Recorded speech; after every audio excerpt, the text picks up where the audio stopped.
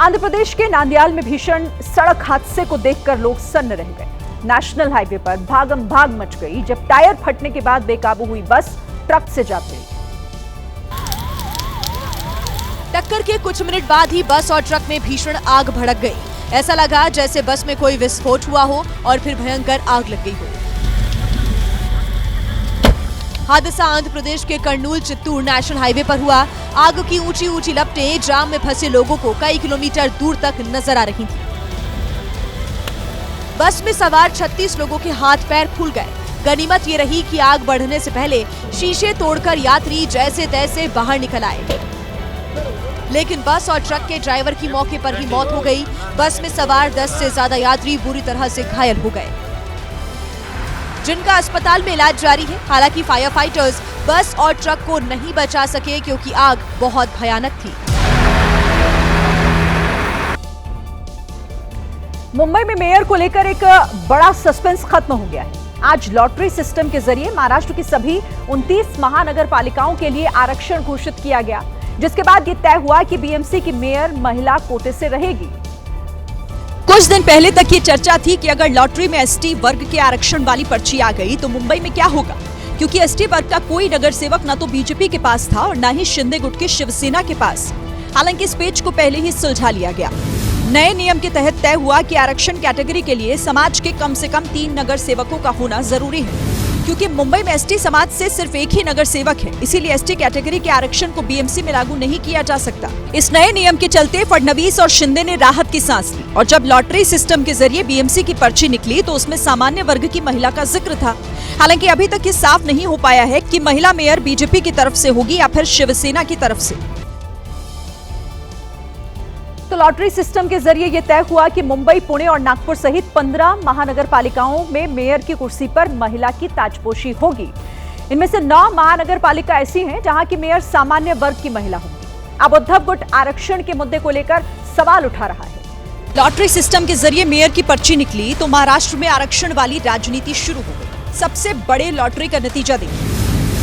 महाराष्ट्र के 29 में से 17 महानगर पालिकाओं में जनरल कैटेगरी के मेयर रहेंगे, जिसमें 11 महिलाएं हैं। इसी तरह 29 में से 8 महानगर पालिका में मेयर पद ओबीसी वर्ग के लिए आरक्षित रहेगा, जिसमें 4 महिलाएं हैं, जबकि 29 में से 3 महानगर पालिका में एससी मेयर होंगे, जिनमें से 2 महिलाएं होंगी, और 1 महानगर पालिका में एसटी मेयर चुना जाएगा, जो पुरुष होगा। जिस वक्त बीएमसी के मेयर के लिए पर्ची निकल रही थी, उस वक्त उद्धव गुट के नेता और पूर्व महापौर किशोरी पेडनेकर ने आपत्ति दर्ज कराई और ये आरोप लगाया कि लॉटरी के लिए ओबीसी वाली पर्ची डाली ही नहीं गई। उद्धव गुट के नेता लॉटरी के बीच ही नारे लगाते हुए बाहर निकल गए। सिस्टम हमारे साथ में नहीं चल रही थी। सिस्टम के साथ हमने पॉजिटिवली आंसर किया। खाली बम्बई के ऊपर आप क्यों ऐसा सिस्टम कर रहे हो, आप कास्ट वाइज कर रहे हो, आप ओपन वाइज कर रहे हो, उसका आंसर हमें पॉजिटिवली नहीं मिला। लेकिन प्रशासन के अंदर जो 70 लोग के पार्षद वहाँ पे बैठे थे वो हमसे आंसरिंग कर रहे थे। हमारे लिए पॉजिटिव नहीं था, हम प्रशासन से आंसर चाहिए था, प्रशासन से आंसर पॉजिटिवली नहीं मिला, इसके लिए हमने धिक्कार करके बाहर। उधर शिंदे गुट कह रहा है कि उद्धव गुट के नेता सिर्फ राजनीति कर रहे थे। किसी के मन में था कि हमें महापौर का मौका मिलना चाहिए, वो उनको दिख रहा था कि नहीं मिलने वाला है, और इसीलिए ये सारा उनका जो अकांड तांडव वो कर रहे थे, उसी बात को लेकर कर रहे थे। शिंदे गुट की शिवसेना कह रही है कि लॉटरी सिस्टम को पारदर्शी तरीके से कराया गया है। तेलंगाना के सिकंदराबाद में दिल दहला देने वाला एक हादसा हुआ। यहाँ एक स्कूटी ट्रक के नीचे आ गई। हादसे में आर्मी स्कूल की छात्रा की मौत हो गई, वहीं मां की हालत नाजुक है। अचानक स्कूटी फिसली, महिला और उनकी बेटी सड़क पर गिर गई और पीछे से आ रहे सेना के ट्रक की चपेट में आ गई। हादसा तब हुआ जब मां सुबह सुबह बेटी को स्कूल छोड़ने जा रही थी। चलते ट्रैफिक के बीच स्कूटी स्लिप हो गई। पीछे से आ रहे आर्मी के ट्रक ड्राइवर ने ब्रेक भी मारी, लेकिन सब कुछ इतना अचानक हुआ कि ट्रक रुका ही नहीं। हादसा तेलंगाना में सिकंदराबाद के तिरुमलगिरी इलाके में हुआ। घटना से पूरे इलाके में शोक की लहर दौड़ पड़ी। बच्ची के पिता भारतीय सेना में हैं और वर्तमान में जम्मू कश्मीर में तैनात हैं। सड़क पर खुद कार और बाइक चलाकर आप काम पर जाते हैं तो ये खबर आपके लिए है। आप सावधान हो जाएं। अगर अब आप सड़क पर कोई नियम तोड़ते हैं तो पहले से ज्यादा सख्त एक्शन होगा। और अब बार बार नियम तोड़ने पर सिर्फ चालान भरकर काम नहीं चलने वाला। देखिए, अगर कोई व्यक्ति 1 साल में 5 बार ट्रैफिक नियम तोड़ता है तो उसका ड्राइविंग लाइसेंस 3 महीने के लिए सस्पेंड हो सकता है। रेड लाइट जंप की, ओवर स्पीडिंग की, बिना हेलमेट के ड्राइविंग, अब आपके लाइसेंस को कैंसिल कर सकते हैं। सरकार ने ये नियम 1 जनवरी से लागू कर दिया है। सरकार को उम्मीद है कि इस सख्ती से ट्रैफिक नियमों पर ज्यादा ध्यान दिया जाएगा। जम्मू के डोडा में एक भीषण सड़क हादसा हो गया। इस हादसे में सेना के 10 जवानों की जान चली गई, जबकि कई जवान घायल हैं जो फिलहाल अस्पताल में भर्ती हैं। सड़क पर बिखरी हुई यही बर्फ जवानों की मौत की वजह बनी। इसी बर्फ के चलते आर्मी की गाड़ी का पहिया फिसला और वो करीब 250 मीटर नीचे गहरे नाले में जा गिरी। हादसा इतना भयानक था कि सेना की गाड़ी के परखच्चे उड़ गए। गाड़ी के पार्ट्स अलग अलग बिखरे नजर आए। हादसा डोडा जिले के थानाला गांव के पास खानी टॉप इलाके में हुआ।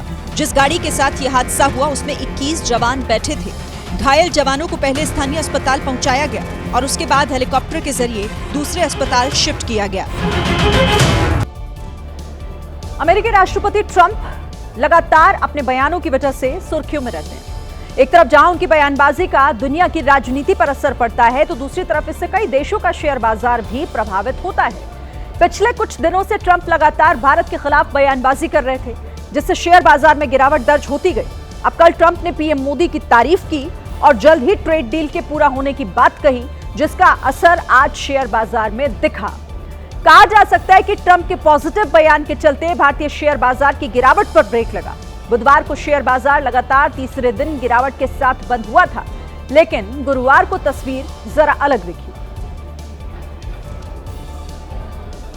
पटना में नीट छात्रा की मौत के मामले में आज एक नया मोड़ आ गया। पुलिस ने जो एफआईआर दर्ज की है उसमें दुष्कर्म का जिक्र ही नहीं है। इस बीच पूर्णिया से सांसद पप्पू यादव ने एक नया दावा कर दिया है।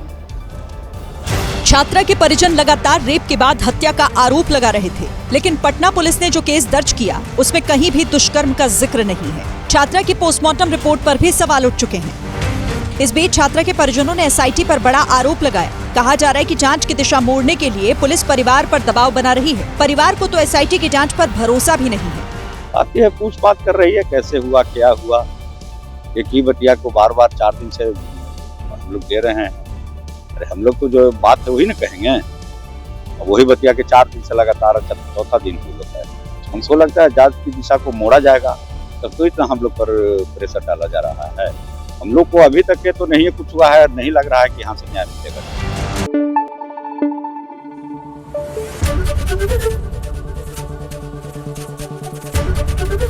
एबीपी न्यूज आपको रखे आगे।